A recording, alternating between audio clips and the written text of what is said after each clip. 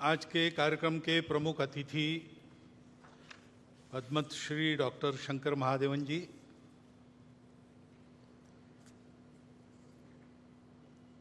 परम श्रद्धेय संतवृंद, माननीय सरकार्यवाह जी, विदर्भ प्रांत के माननीय संघ चालक जी, नागपुर महानगर के माननीय संघ चालक, माननीय सहसंघ चालक जी, उपस्थित अन्य अधिकारीगण, नागरिक सज्जन, माता भगिनी तथा आत्मीय स्वयंसेवक बंधु, वास्तव में हमारे प्रमुख अतिथि जी ने जो बात अपने भाषण में कही, उसके अलावा और कुछ कहने की, सोचने की जरूरत नहीं है। वो अच्छे गायक भी है और अच्छे वक्ता भी है, ये आज पता चला है हमको। परंतु मुझे तो बोलना पड़ेगा। लिखित भाषण मेरा चला गया है मीडिया में, उसमें से बातें आएंगी, परंतु कुछ बातें आपके सामने यहां से रखना ये आवश्यक हो जाता है, इसलिए मैं रख रहा हूं। ये बात सही है और हम सब उसका अनुभव कर रहे हैं कि प्रतिवर्ष भारतीयों का गौरव दुनिया में बढ़ रहा है। दानवता पर मानवता की पूर्ण विजय का ये जो विजय पर्व अपना विजयादशमी है, इस वर्ष की विजयादशमी में भी हम ये अनुभव कर रहे हैं। ऐसा अनुभव देने वाले कई प्रसंग हमने अभी अभी अनुभूति में हमारे लाए हैं। जैसे G20 की परिषद यहां पर हुई, वो तो प्रतिवर्ष होती है, लेकिन यहां पर हुई उसके एक विशेषता रही। उस परिषद में हमारे भारतीयों के आतिथ्य की बड़ी प्रशंसा हुई, उसका पहली बार उन्होंने अनुभव किया। हमारे विविधता की सजी संस्कृति का गौरव उन्होंने अनुभव किया। केवल भूतकाल की बात नहीं, हमारी वर्तमान की जो उमंग भरी उड़ान है, उसको भी उन्होंने प्रत्यक्ष देखा, दुनिया भर के देशों के लोगों ने। और हमारे मन की जो सद्भावना है, प्रामाणिक सद्भावना है, अफ्रीकन यूनियन को सदस्य बनाने में पहले ही दिन परिषद का घोषणा पत्र एक मत से कराने में, और हमारी राजनीतिक कुशलता भी उन्होंने देखी, हमारी प्रामाणिक सद्भावना भी उन्होंने देखी। विशेषकर आर्थिक विषयों पर केंद्रित जो परिषद होती थी, उसमें पहली बार वसुधैव कुटुंबकम की बात कही गई। महिलाओं के उन्नति की, महिलाओं के नेतृत्व की बात कही गई, और वो मानव केंद्रित बात हो गई। उसमें करुणा के ग्लोबलाइजेशन की बात भी यहां जो C20 हुआ था वहां रखी गई थी। ऐसा एक प्रसंग हमको एक झलक देके गया कि हमारा स्थान आज दुनिया में क्या बना है। हमारे नेतृत्व के कारण भारत का एक विशिष्ट स्थान दुनिया के अग्रणी देशों में बन गया। इसको हमने अनुभव किया। ऐसा अभिनंदनीय कार्य हमारे सामने हुआ है। और केवल उसी इसमें नहीं, हमारे खिलाड़ी भी इस बार आशियाई खेल हुए। 100 से अधिक, इस भाषण को लिखते तक 107 पदक, 28 स्वर्ण, रौप्य पदक 38 और 41 कांस्य हमारे खिलाड़ियों ने जीते।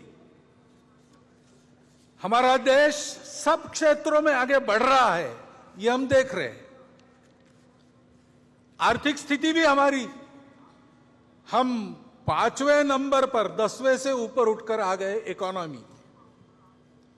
डिजिटल टेक्नोलॉजी का हमने उपयोग किया गरीबों के कल्याण में, सारी योजनाएं नीचे तक पहुंची, उसके लाभ, ये सारी बातें हमने की।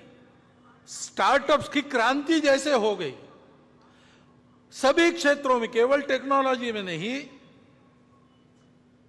कृषि हो, स्पेस हो, डिफेंस हो, सर्वत्र यह प्रगति भी हमने देखी है।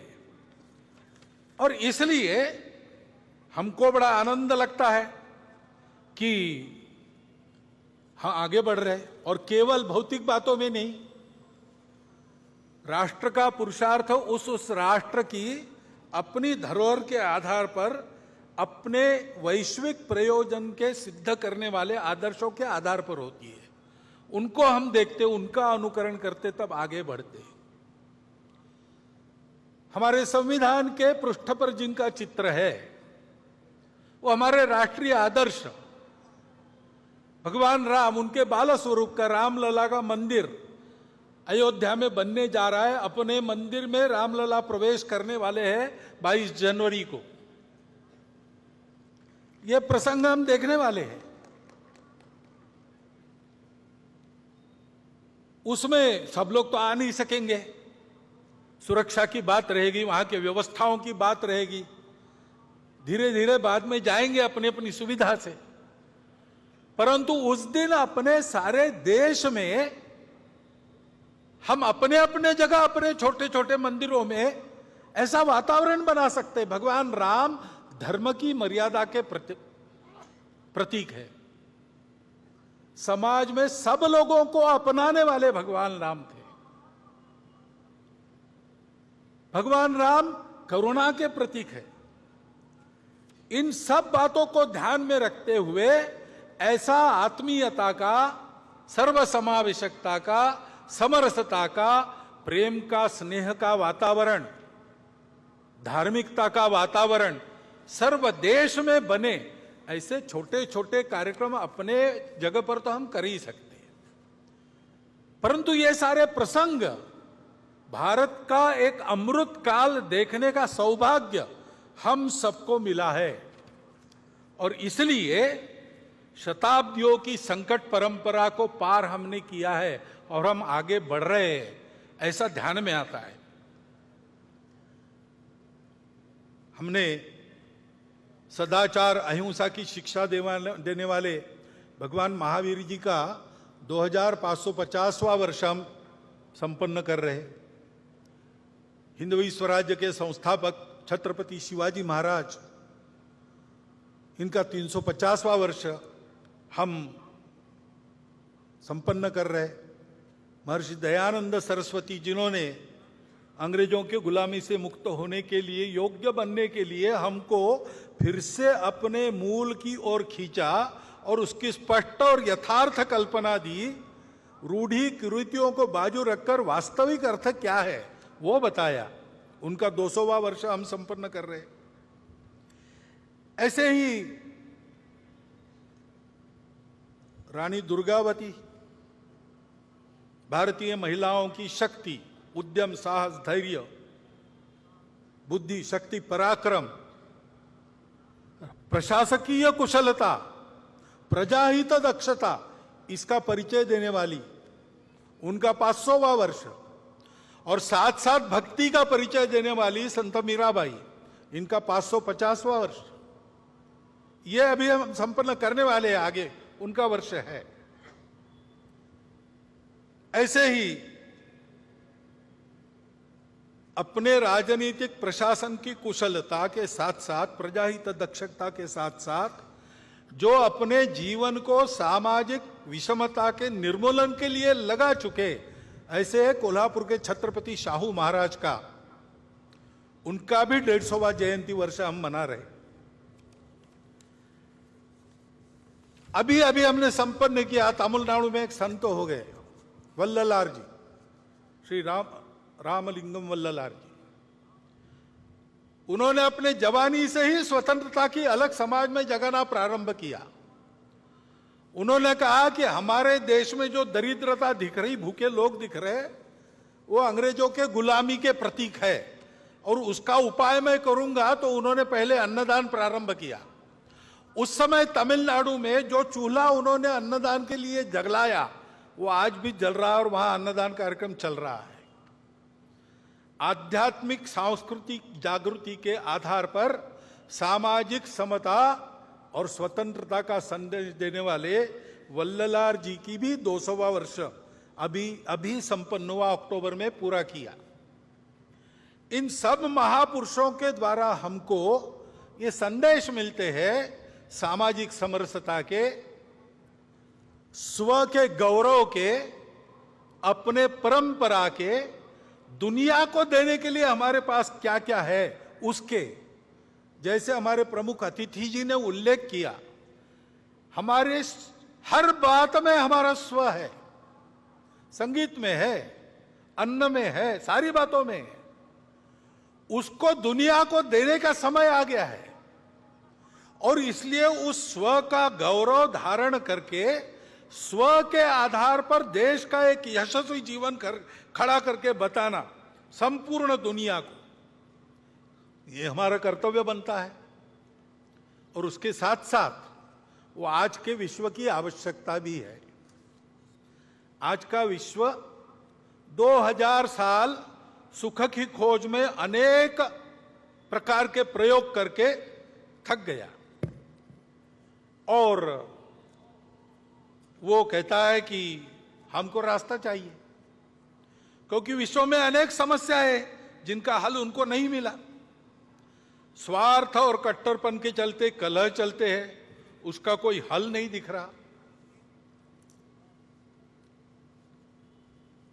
विश्व ने प्रयास किया सबको एक रंग में घोलने का, सब में यूनिफॉर्मिटी लाने का, एकरूपता लाने का। वो यशस्वी हो नहीं सकता क्योंकि सृष्टि बनी है विविधता, वो विविध ही रहेगी। विविधता में एकता कैसे आएगी उसका कोई आधार उनके पास नहीं है और इसलिए स्वार्थ तो रहता ही है, कट्टरपन भी रहता है, उसको चलते एक उन्माद पैदा हो जाता है, अहंकार पैदा हो जाता है, उसके संघर्ष चल रहे। स्वार्थों के टकराव और अतिवादिता के कारण युद्ध चलते हैं, उसका कोई उपाय नजर नहीं आता। प्रकृति विरुद्ध जीवन शैली, जीवन में स्वैरता, अनिर्बंध उपभोग, आत्यंतिक व्यक्तिवाद, अमर्याद शोषण, अधूरी दृष्टि के कारण उपजने वाले ये सारे दोष है, उसके चलते जो समस्याएं पैदा हुई है पर्यावरण की वगैरह, विश्व को उसका रास्ता नहीं दिख रहा है और उसकी भी अपेक्षा है कि भारत रास्ता दिखाए। भारत को अपने देश में इन समस्याओं का निराकरण करके रास्ता दिखाना होगा। अपने देश में भी ये समस्याएं हैं, बड़ी बात नहीं। समस्या होना कोई गलत नहीं, जीवन में समस्या रहती है और हम आज दिखा रहे कि हम सामना करके उन समस्याओं का उपाय करेंगे। हमारे यहां भी रहती है समस्या, पर्यावरण की समस्या हम देखते हैं, संकट हम पर भी है। अभी हिमालय क्षेत्र में जोशीमठ में घटनाएं हुई, हिमाचल प्रदेश में घर धंसने लगे, उत्तराखंड में हुआ। पूरे हिमाचल क्षेत्र में ये जो प्रकृति का प्रकोप दिखता है, चर्चा करते लोग कि क्या होगा, यहां भी गड़बड़ हुई तो कैसे होगा, कोई बड़ा संकट आने वाला है क्या? आने वाला होगा तो होगा, लेकिन डरने की क्या बात है, उसका उपाय करने की बात है। महत्वपूर्ण क्षेत्र है, हमारी उत्तर सीमा इस क्षेत्र से बनती है। हमको सीमा सुरक्षा का भी विचार करना पड़ेगा। इस क्षेत्र में उत्तर भारत की सारी बड़ी नदियां जल लाती है, चीन को भी जल ले जाती है, दक्षिण पूर्व एशिया को भी जल ले जाती है। इस क्षेत्र का खराब होना, इसका मतलब हमारी जल व्यवस्था का खराब होना होता है। तो जल सुरक्षा का भी विचार करना पड़ेगा, पर्यावरणीय स्वास्थ्य का भी विचार करना पड़ेगा। उत्तर को हिमालय की दीवार खड़ी है, इसलिए हमारे यहां 6 ऋतु चलते हैं। वर्षा होती है मौसमी हवाओं के कारण, वो हवाएं वहां टकराती है, फिर से भारत में वापस आती है, जाते समय आते समय वर्षा होती है। इसमें अगर बदल हुआ तो पर्यावरण का संकट भी है और इसलिए दक्षिण पूर्व एशिया की दृष्टि से, भारत की सुरक्षा की दृष्टि से उस क्षेत्र में चीन दस्तक दे रहा है। जल सुरक्षा, पर्यावरणीय सुरक्षा, सीमा की सुरक्षा, कुल मिलाकर अपने देश के स्वास्थ्य के लिए उस हिमालय क्षेत्र का एक क्षेत्र के नाते अलग सा विचार करते हुए इसको कैसे करना, इसको हमको तय करना पड़ेगा। ये तो एक क्षेत्र विशेष की समस्या हो गई, परंतु कुल मिलाकर ही हम अगर देश की स्थिति देखते हैं तो देश आगे बढ़ रहा है, आत्मविश्वास बढ़ रहा है, आगे जाना है, लेकिन आगे जाते समय दुनिया को नया रास्ता दिखाना है अपने स्व के आधार पर। तो हम लोगों को दुनिया की नकल नहीं करनी है, हम लोगों को अपना रास्ता बनाना है। बाकी बातों का प्रयोग दुनिया ने कर लिया, हमको आज के समय में अपनी बातों के आधार पर एक यशस्वी प्रयोग दुनिया को देना है। देश का जीवन कैसे खड़ा किया जा सकता है स्व के आधार पर, और ये नहीं कि हम नहीं कर रहे, हम कर रहे। सरकारी नीतियों में भी ये प्रकट हो रहा है। नई अंग्रेजी में कहते हैं इनोवेटिव, ऐसे उपाय करके अपना देश आगे बढ़ रहा है, नीतियां ऐसे चल रही है। लेकिन प्रशासन ने भी ऐसा चलना चाहिए। तो प्रशासन के दिमाग में ये बात चाहिए, वो पूरी है ऐसा लगता नहीं, उनको तैयार होना पड़ेगा। और शासन प्रशासन तो अपना काम कर ही लेंगे, परंतु समाज को भी करने की आवश्यकता है। समाज को भी अपने स्व का पूर्ण ज्ञान होना चाहिए। ये समझ में आना चाहिए कि हमारी सब बातों में हमारा स्व है, इसलिए हमारी कौन सी बातें काल सुसंगत है उनको रखना चाहिए। कौन सी ऐसी बातें दुनिया में चल रही जिससे हमको सीखना है, उसको हमको लेना है, परंतु देशानुकूल बनाकर लेना है। और कौन सी ऐसी बातें हैं जो हमारी अपनी है, वो समयानुकूल है कि नहीं, काल सुसंगत है कि नहीं, ये देखते हुए उनमें आवश्यक परिवर्तन करते हुए, जो कालबाह्य हो गई उनको छोड़ते हुए, हमको भी अपने आचरण को बदलकर आगे चलना चाहिए। क्योंकि संपूर्ण देश को आगे बढ़ना है तो शासन की स्व आधारित युगानुकूल नीति बन रही है, धीरे धीरे ही बनेगी। गलत नीति पर पोथी निष्ठता के कारण या भ्रामक कल्पनाओं के कारण इतना आगे चले गए थे, एकदम अबाउट टर्न नहीं हो सकता। ऐसे हम गए, अब धीरे धीरे मुड़ रहे हैं, वो काम होगा, परंतु उसके साथ साथ हमको प्रशासन की तत्पर सुसंगत लोकाभिमुख कृति चाहिए। और हमारे लिए सबसे महत्वपूर्ण है समाज का मन वचन कर्म से सहयोग और समर्थन। इससे देश की स्थिति में परिवर्तन आएगा। आज की हालत में अपने मूल्यों पर हम खड़े होकर अगर परिवर्तन लाते हैं तो उससे दुनिया को नया रास्ता मिल जाएगा। अब ये हम करने लगे, लेकिन थोड़ा और एक बात का भी ध्यान रखना पड़ेगा। दुनिया में कुछ लोग हैं, भारत में भी कुछ लोग हैं जो नहीं चाहते कि भारत खड़ा हो, और इसलिए समाज में कैसे विभेद पैदा करना, समाज की सामूहिकता जो निर्माण हुई उसको कैसे तोड़ना, अलगाव और टकराव कैसे पैदा करना, ऐसा वो प्रयास करते हैं। अपनी असावधानी के कारण, अपने अविवेक और परस्पर अविश्वास के कारण हम भी कभी कभी उसमें फंस जाते और अप्रत्याशित उपद्रव खड़े हो जाते। क्योंकि भारत का उत्थान होगा तो कलह मिटेंगे, भारत का उत्थान होगा तो दुख जाएगा, शोषण जाएगा। इनके आधार पर अपने स्वार्थ का धंधा करने वाली दुनिया की और अंदर की जो ताकतें हैं, भारत बड़ा होने से उन पर मर्यादा आएगी, वो अपने खेल नहीं खेल सकेंगे। इसलिए इनका निरंतर विरोध चलता है। विरोध करने के लिए किसी विचारधारा का आवरण ये लोग ओढ़ लेते हैं,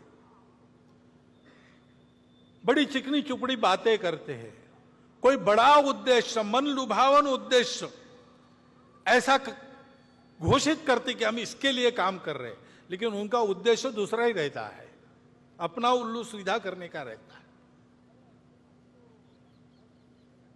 और कोई भी हो, किसी भी विचारधारा का हो, वो खाटी संघ वाला हो या कम्युनिस्ट हो, अगर वो प्रामाणिक है, निस्वार्थ बुद्धि से काम कर रहा है, तो उनके लिए वो बाधा ही बनता है। ये जानकर ऐसे सब लोगों का वो विरोध करते हैं।